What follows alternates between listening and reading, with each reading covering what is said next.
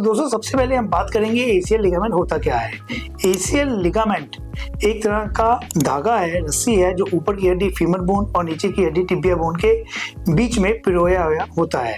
इस लिगामेंट का काम हमारी नीचे की हड्डी टिबिया बोन को आगे आने से रोकना होता है। तो जब भी किसी भी प्लेयर को खेलते हुए चोट लग जाएगी या हाई ग्रेड पिवटिंग इंजरी होगी या कोई रोड ट्रैफिक एक्सीडेंट हो जाएगा तो ये लिगामेंट रबर की तरह स्ट्रेच होता रहेगा और एक लेवल पे आके ये टूट जाएगा। एक बार टूटने के बाद इसकी अपनी ब्लड सप्लाई ना होने की वजह से ये अपने आप रिपेयर नहीं हो सकता। अगर ये टूटता है तो फिर हमें इसको रिपेयर करने की जरूरत पड़ेगी। अक्सर ये देखा गया है कि एमआरआई करवाने के बाद हम एसीएल लिगामेंट को कि उसकी इंजरी को 3 ग्रेड में डिवाइड कर देते हैं, ग्रेड 1, ग्रेड 2, ग्रेड 3। ग्रेड 1 या ग्रेड 2 इंजरी में ज़्यादातर स्प्रेन होता है और ये पेशेंट को नॉन सर्जिकल ट्रीटमेंट की हम लोग सलाह देते हैं। ग्रेड 3 इंजरी जो कि हाई ग्रेड एसीएल टीयर या कंप्लीट टीयर होता है उसमें हमें सर्जरी करवाने की जरूरत होती है।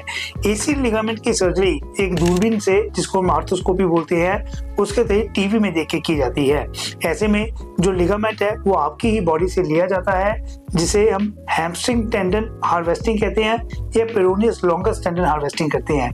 उस लिगामेंट को लेने के बाद उसको अच्छे से प्रिपेयर करके आपकी ऊपर की हड्डी फीमर बोन और नीचे की हड्डी टिबिया बोन में खड्डे डाल के पिरो दिया जाता है।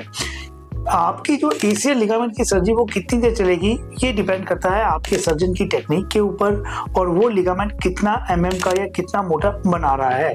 आजकल लिगामेंट को जब हम बनाते हैं तो इसकी जो विड्थ है, जो इसकी मोटाई है, वो 9 या 10 mm के लिए हम लोग रखते हैं ताकि वो आपकी जो लिगामेंट है वो फेल ना हो। तो रेदर देन कौन सी टेक्निक से हो रहा है, ये चीज ज्यादा मायने रखती है कि आपकी एसीएल लिगामेंट की विड्थ कितनी है। अगर आप 9 या 10 mm का लिगामेंट बनाते हैं और कोई भी टेक्निक यूज करें तो वो लिगामेंट आपका सालों साल चलेगा। अगर आप लिगामेंट 6 या 7 mm का बनाते हैं और टेक्निक कोई भी यूज कर ले तो वो थोड़ी सी पिवटिंग इंजरी के साथ भी इंजर या टूट हो जाएगा। तो दोस्तों हम लोग बेसिकली ऊपर में एडजस्टेबल लूप का यूज करते हैं और नीचे जो सबसे बेस्ट स्क्रू है बीटा टीसीपी बायो स्क्रू, उसका यूज करते हैं। बीटा टीसीपी एक तरह का ट्राई कैल्शियम फॉस्फेट है जो बोन में अगले 3 से 4 साल में बिल्कुल ही घुल जाता है और हड्डी के साथ मिल जाता है। ऊपर की तरफ एडजस्टेबल लूप यूज करने की वजह से हम लोग लिगामेंट की टेंशनिंग को बढ़ा सकते हैं ताकि वो आपका लिगामेंट लूज ना रहे। तो एसीएल लिगामेंट की सर्जरी में वो कितने एमएम की उसकी विड्थ है, आपका बेस्ट बायो स्क्रू का यूज होना, ऊपर एडजस्टेबल लूप के यूज करने से उसकी प्रॉपर टेंशनिंग होना, अगर ये सब चीजें आपके सर्जन बहुत ध्यान से करते हैं तो ये लिगामेंट आपका सालों साल चल सकता है। दूसरी बात ये है, किसी भी लिगामेंट को जब हम एक बार आपकी बॉडी में डाल देते हैं तो उसके साथ साथ लिगामेंटाइजेशन होने के लिए 3 महीने लग जाते हैं। सो दोस्तों मैं अपने पेशेंट्स में बायो ऑगमेंटेड एसीएल टेक्निक से ऑपरेट करता हूँ। इसका मतलब ये है जो आपका पुराना एसीएल लिगामेंट है हम उसको निकालते नहीं है, रेदर उसके साथ अपना एक एसीएल लिगामेंट नया चिपका देते हैं ताकि उसकी डबल स्ट्रेंथ हो जाए। धीरे धीरे जो आपका पुराना एसीएल लिगामेंट है उसके ब्लड सप्लाई से आपका जो नया लिगामेंट है उसमें ब्लड सप्लाई आ जाती है और 3 महीने में उसकी लिगामेंटाइजेशन हो जाती है।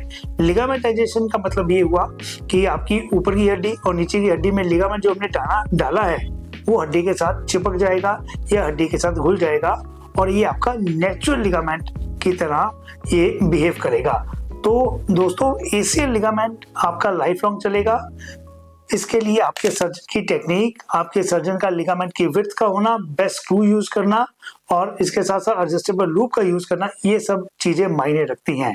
तो मैं आशा करता हूं इस वीडियो में आपको एसीएल लिगामेंट की सर्जरी के बारे में एक अच्छा आइडिया हो गया होगा। अगर आपको इससे संबंधित कोई भी जानकारी चाहिए हो तो आप नीचे लिखे नंबर पे हमें संपर्क कर सकते हैं या कमेंट बॉक्स में आप अपना मैसेज टाइप कर सकते हैं। बहुत बहुत शुक्रिया, थैंक यू।